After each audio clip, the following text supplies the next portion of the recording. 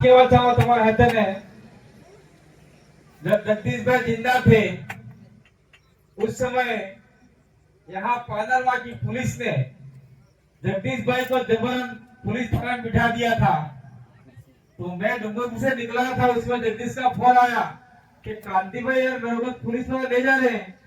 मैंने कहा ले जाओ, आराम से थाना में बैठ जाना, चाय समोसे मंगाओ खाओ, और जब कांति भाई आ जाएगा उसी जीप में आपको सम्मान वापिस यहाँ पे रखेंगे। तो ये जगदीश भाई का कारवां आप लोगों ने खड़ा किया, हम लोगों ने खड़ा किया। उस समय यहाँ बहुत कम गिने चुने लोग आते थे, और आज देखिए आज 3 से 4 एमएलए आने वाले थे, सांसद आने वाले थे, लेकिन आज कार्यक्रम बहुत बड़ा हो गया, अलग अलग जगहों पर इसलिए नहीं आए।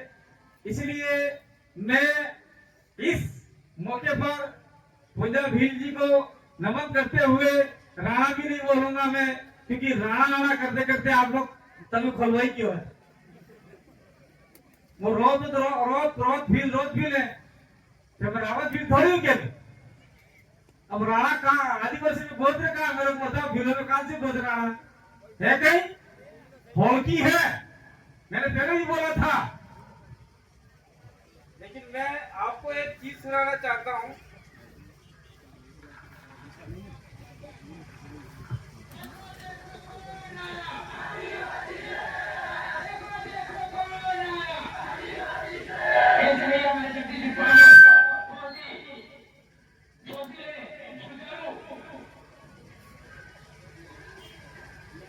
सबसे पहले हमारे महापुरुष हमारे भगवान बिल राणा कुंजा जी के चरणों में नमन जोहार। मेरी बात की शुरुआत करने से पहले उन पूर्वजों को भी नमन करना चाहता हूँ जिनका खून आज हमारे शरीर में दौड़ रहा है। आज हमारे बिल राणा कुंजा जयंती समारोह में पूरे प्रदेश टेरिटरी से आए हुए हमारे समाज के सभी गणवीर और सभी गणवीरांगनाओं को मैं इसी बिल राणा कुंजा की कर्मभूमि से हूँ, इसलिए आप सबका इस बिल राणा कुंजा की कर्मभूमि पर जोहार स्वागत अभिनंदन करता हूँ।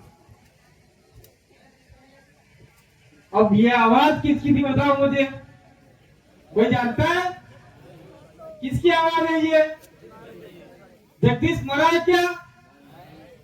जगदीश के सपने हमारे इसमें जिंदा है कि नहीं है? जगदीश की आवाज जिंदा है कि नहीं है? तो जगदीश ने जो सपना देखा था पूजा भील की मूर्ति लगेगी और लगा के रहेंगे, तो आज से मैं पहले भी कर 3-4 साल पर आ चुका हूं मैं कि आप लोग 1 रुपया चंदा करो, जहां मर्जी आके ठोकेंगे, हमारी जमीन इनके बाप की जमीन नहीं है ये।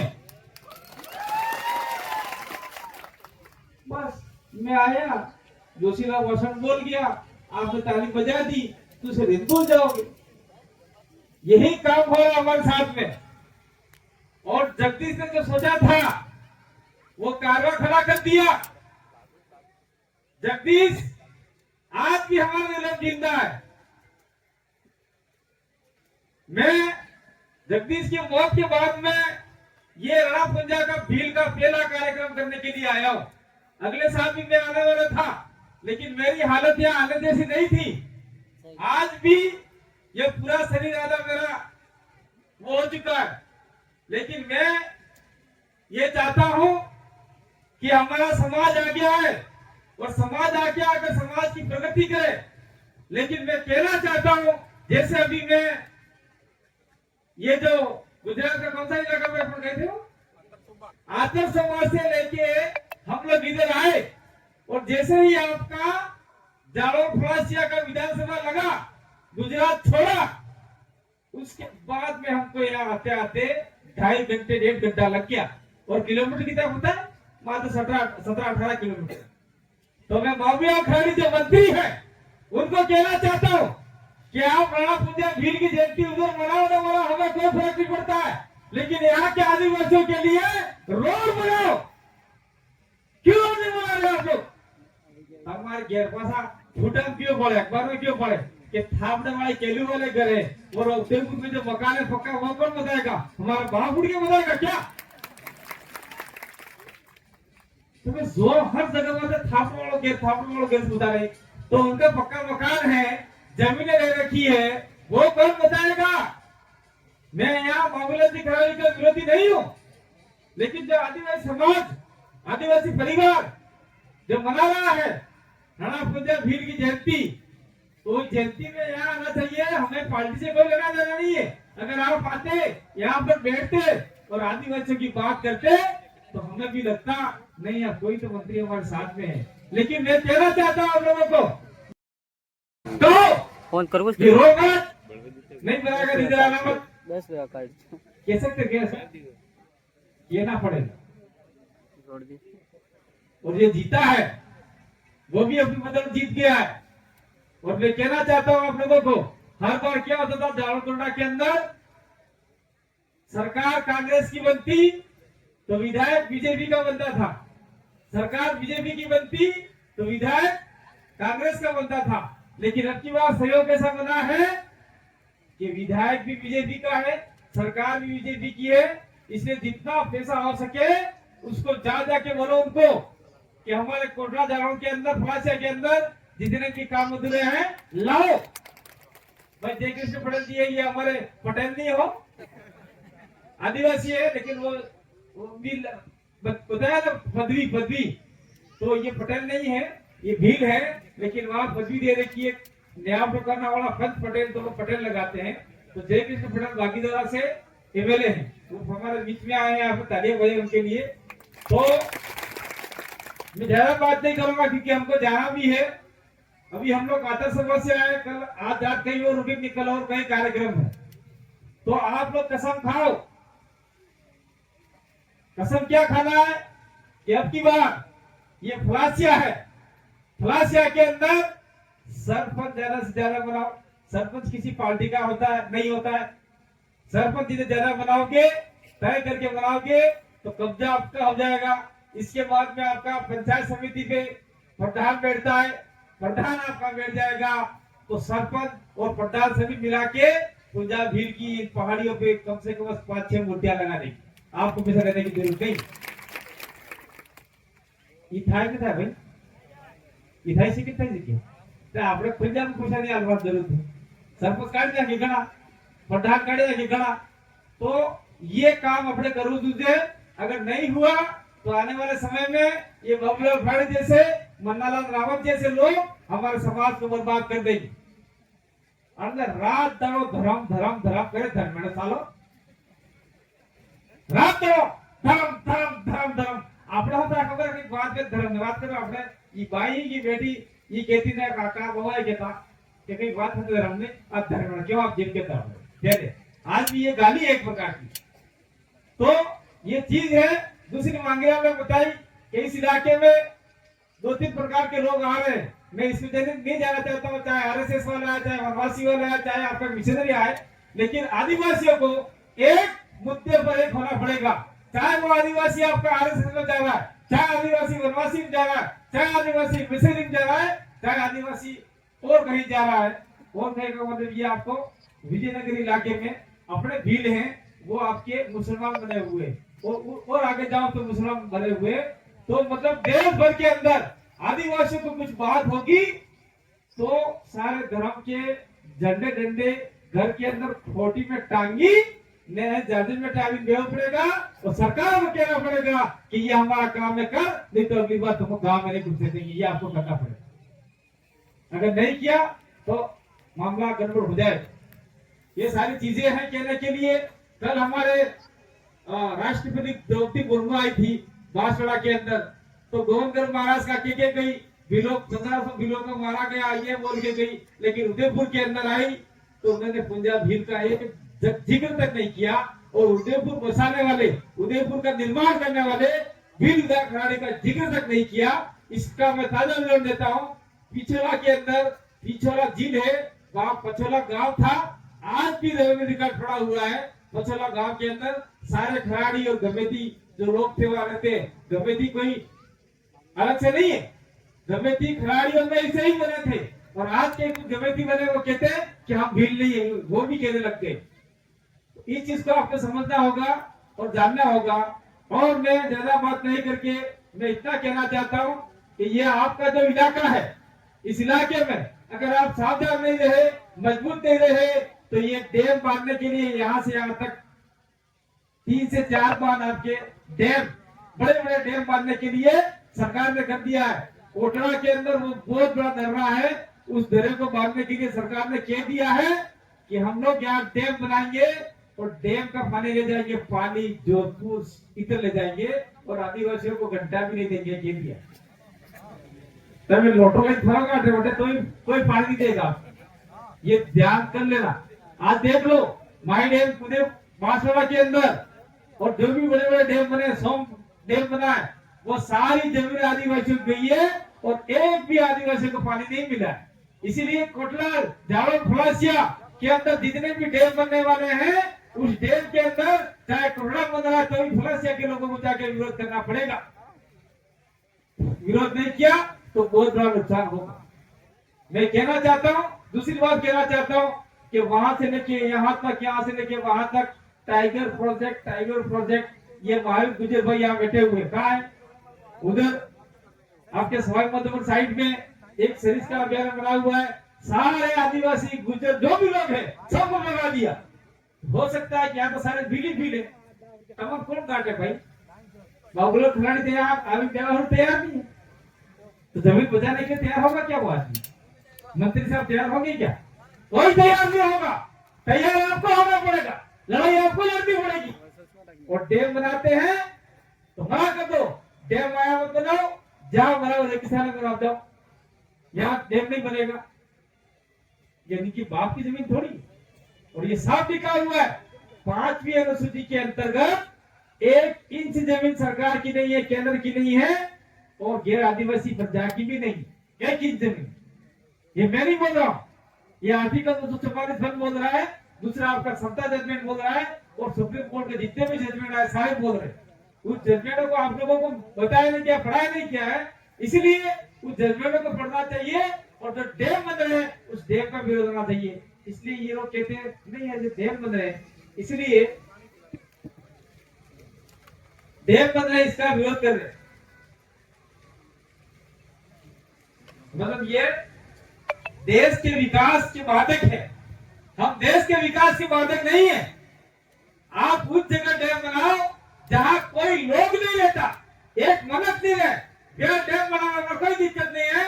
पर तभी यार ये मांडवा में, कोटड़ा में, ये फलासिया में, ये जाडोर में डैम बना के आदिवासी को विस्थापित करोगे तो आदिवासी बर्दाश्त करने वाला नहीं है। जय कृष्ण फल बैठे हुए हमारे बीच के अंदर, बांसवाड़ा के अंदर वही डैम बनाया, सारे आदिवासी को विस्थापित कर दिया, आज तक कहीं जमीन नहीं मिली उनको। वो आदिवासी सारे मांगीलाल जी के जिले में जाके ले ले, पठानगढ़ के अंदर जंगल में, कोड़े घुसा हुआ नहीं हड़ने, रोटी देने वाला नहीं है। ऐसी स्थिति में है आज किसानी में आदिवासी।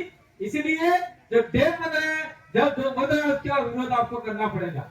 दूसरी बात मैं कहना चाहता हूँ कि हमारे इलाके में आके अमित भाई बोला था, हमारे इलाके में किसी ने बोला, हमारे इलाके आके बाबूलाल जी कहते हैं हम ये विकास कर रहे, वो विकास कर रहे, ये कर रहे हैं।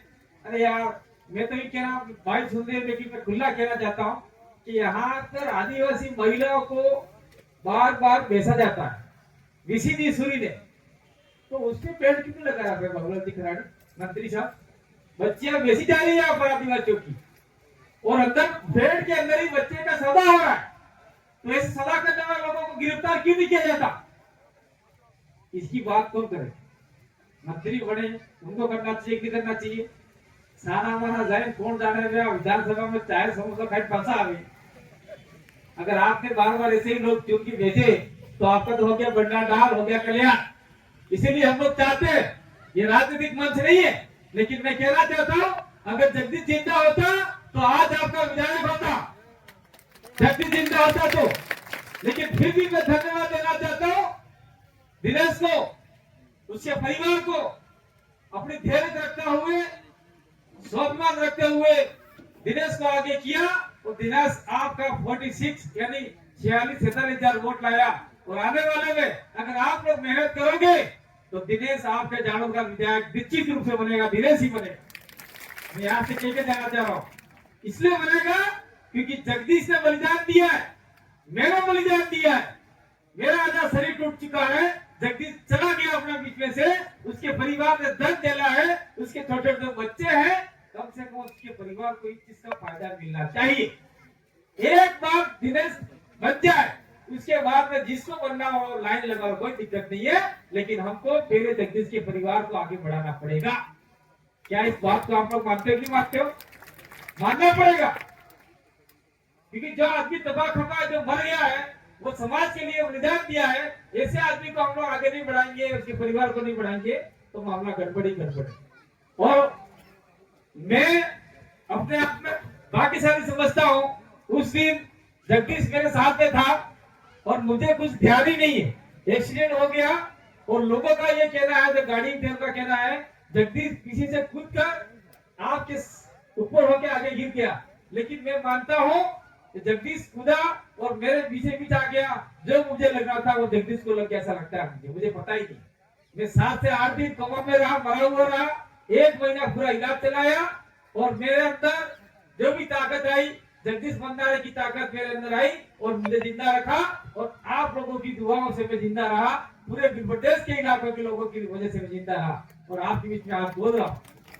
इसीलिए मैं चाहता हूँ कि यहाँ का जो भी प्रशासन हो, चाहे आपका जिला प्रशासन हो, पुलिस प्रशासन हो, वो इस इलाके में जो भी काम हो रहा है व्यवस्थित तरीके से साथ देवे। जो बेकार काम के लोग हैं, जो बाइकें चलाते हैं, बेकार की बाइकें चलाते हैं, बाहर रखते हैं टुकड़े जैसे, उनको गिरफ्तार करो, हमें कोई दिक्कत नहीं। लाइसेंस नहीं है तो गिरफ्तार करो, हमें दिक्कत नहीं है। गाड़ी के कागजात नहीं तो गिरफ्तार करो, हमें दिक्कत नहीं है। लेकिन जो बच्चा शाम के टाइम में बाजार आता है सामान लेने के लिए, अगर आपने उनको जानबूझ के परेशान किया तो ये मामला ठीक ऐसा नहीं रहेगा, ठीक नहीं रहेगा, क्योंकि काम के लिए जाता है बच्चा। और जो लाइसेंस नहीं है, मैं तो पुलिस वालों को ये भी कहना चाहता हूँ कि लाइसेंस नहीं है, हेलमेट नहीं है, तो किसी हेलमेट वालों को पकड़ के ले आओ, उसको तत्काल से, आजकल तो सबके मोबाइल में गूगल पे, पेटीएम क्या पता नहीं है, तो लाइसेंस तत्काल आपका जो हेलमेट दिला तो छुट्टी करा दो। कोई 2000 में 5000 में इसे चालान काटने की जरूरत नहीं है, उससे क्या लोगों में आक्रोश पैदा होता है। एक बार ये कोशिश तो करके देखिए, हम लोग वीडियो देखते हैं, कोई पुलिस वाले हैं वो गुलाब का फूल देते हैं, ऐसा करते हैं, तो आप लोगों को ये करना चाहिए। तो इस मौके पर मैं अपनी बात को विराम दूंगा, लेकिन एक बार और कह के जाना चाहता हूँ, अब दिनेश भाई और जो भी आपके ख्वाहिशा के साथी है वो यहाँ मूर्ति लगा दो, दिक्कत नहीं है, लेकिन इस फानलवा के अंदर हमने 3 कार्यक्रम कर दिए बड़े बड़े। कितने किए? 3 कार्यक्रम। अब आपको कार्यक्रम का विकेंद्रीकरण करना पड़ेगा, आपको कोटा में कार्यक्रम करना पड़ेगा, आपको वेबसाइट में कार्यक्रम करना पड़ेगा, आपको जालौन में कार्यक्रम करना पड़ेगा। चारों तरफ से आपको ये कार्यक्रम करके राणा भुंजा भीड़ के इतिहास को बताना पड़ेगा। और मैं एक बात और कह के जाना चाहता हूँ, अभी सारे वक्ताओं ने कह दिया राणा भुंजा, राणा भुंजा, राणा भुंजा, राणा भुंजा। अरे यार, रेती स्टैंड जो मूर्ति लगी हुई है बहुत बड़ी, उसके ऊपर लिखा हुआ है राणा भुंजा भीड़, और यहाँ पर एक मूर्ति लगने वाली था इसी पहाड़ी के ऊपर, शायद वो वनवासी कल्याण परिषद लगा रहे थे दिनेश भाई, वो लगा रहे थे, वनवासी कल्याण परिषद मूर्ति लगा रहे थे, उस मूर्ति के ऊपर भी राणा भुंजा भीड़ लिखा हुआ था, और वो मूर्ति चली गई अभी मोती मंदिर लगाई, मोती मंगलाई इन्हीं लोगों के ऑब्जेक्शन की वजह से।